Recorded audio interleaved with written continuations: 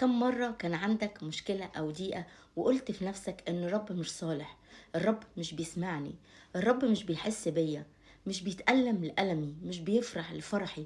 هو في حتة بعيدة بعيدة بعيدة عني في السماء ومش حاسس بيا. متهيألي كلنا قلنا كده في وقت ضعفنا، بس الحقيقة غير كده. الحقيقة إن الرب صالح وهو بيحبنا، بيتألم لألمنا وبيفرح لفرحنا، وإن دموعنا هي غالية عليه جدا. انت عارف إن هو بيجمع كل دمعة بتنزل من عينيك وبيحفظها عنده، وبيتألم لما انت تبقى متألم. بس أحيانا بيبقى عارف إن اللي انت بتصلي بيه ده هو مش الخير ليك، فهو بيتأنى وبيصبر عليك.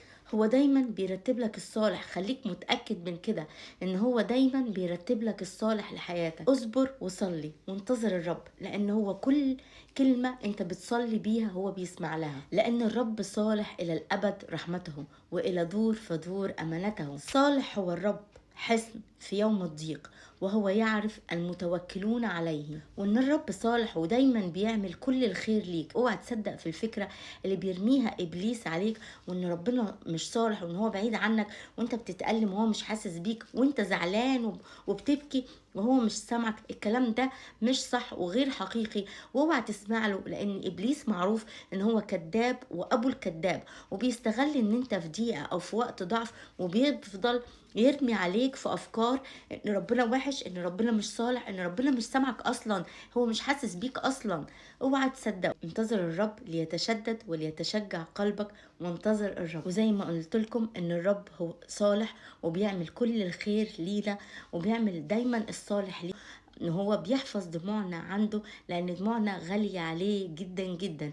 وهو احيانا بيتأنى ويصبر علشان خاطر اللي انت بتصلي فيه ده مش خير ليك. بس بعد وقت ما بيعدي انت بتكتشف ان كويس ربنا ما سمعلكش، لان فعلا لو كان سمع لطلبتك وقتها كان هيبقى فيه ضرر وعدم خير كبير جدا ليك.